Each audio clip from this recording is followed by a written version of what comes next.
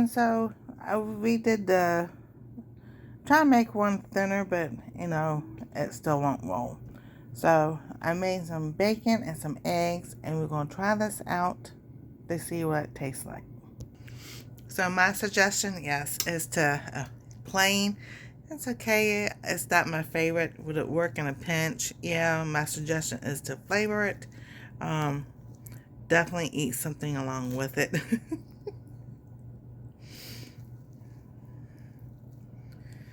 Alrighty, here we go. Some eggs and the split pea flour flatbread.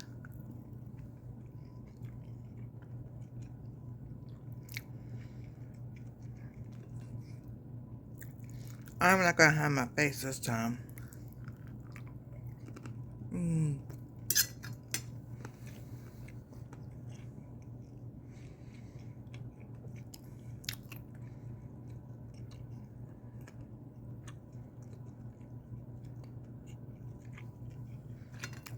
Well,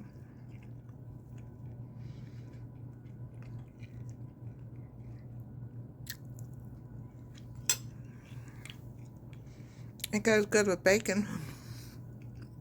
Not so much eggs.